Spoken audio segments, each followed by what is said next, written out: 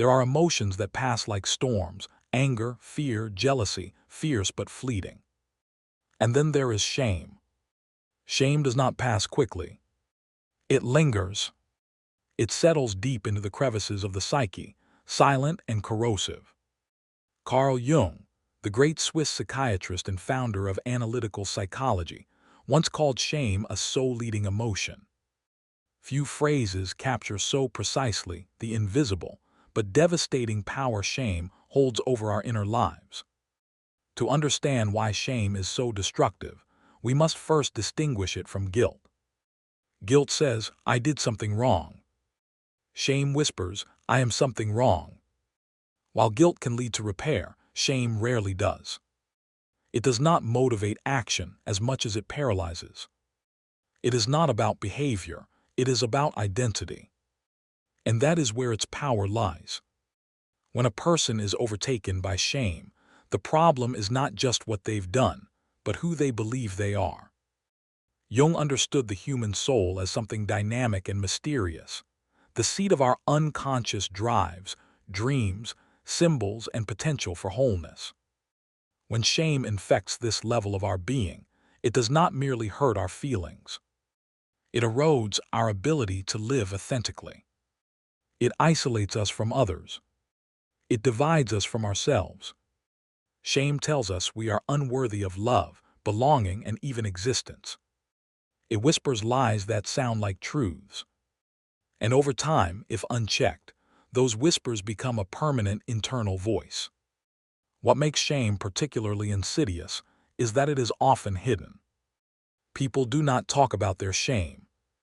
It becomes a private torment, an internal silence.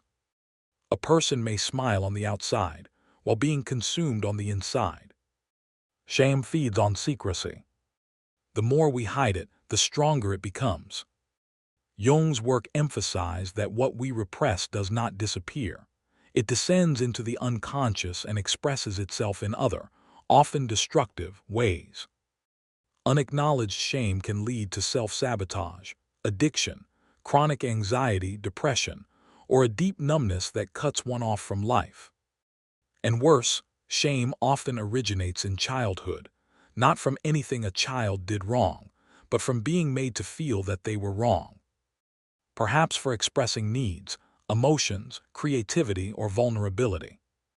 A look, a punishment, a rejection, these can plant seeds of shame in a developing psyche, and those seeds grow in silence for years.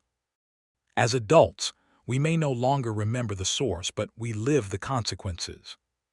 Jung believed that healing begins with confrontation, not a violent battle, but a courageous turning toward the shadow. And shame, more than almost anything, lives in the shadow. It is one of the dark emotions we exile from consciousness. But healing does not come from denial, it comes from integration. We must bring shame into the light, not to indulge it but to understand it, and ultimately to loosen its grip. This is not easy. It requires enormous courage to say, "This is what I feel," even if it makes no sense, even if it feels unbearable. But in speaking shame, whether in therapy, journaling, art, or safe relationships, we disempower it. We begin to separate who we are from what we have felt. We start to see that our shame is not our identity. It is a response, often to pain, disconnection, or trauma. Jung wrote extensively about the process of individuation, the journey toward becoming one's full self. Shame is one of the primary obstacles on this journey. It creates an internal split, making us reject parts of ourselves we deem unworthy. But there can be no wholeness if we are at war with parts of ourselves. The work, then, is to reclaim what shame has disowned.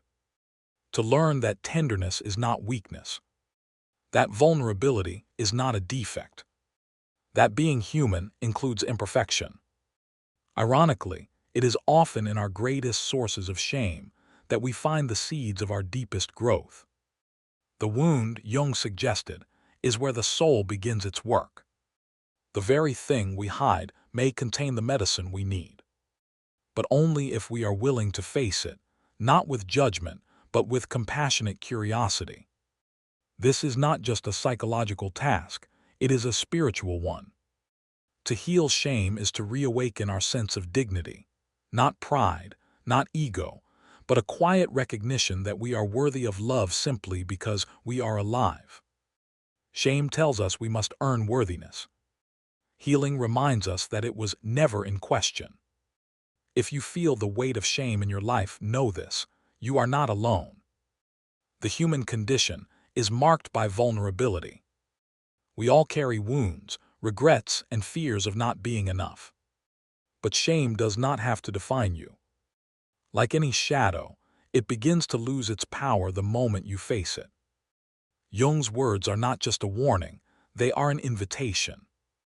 An invitation to turn inward with compassion, to recognize the soul not as something to be perfected, but something to be tended. Shame eats the soul only when we feed it silence. But when we speak, when we connect, when we accept ourselves in our raw and messy humanity, the soul does not shrink, it expands. And that expansion, that return to wholeness, is the beginning of true freedom.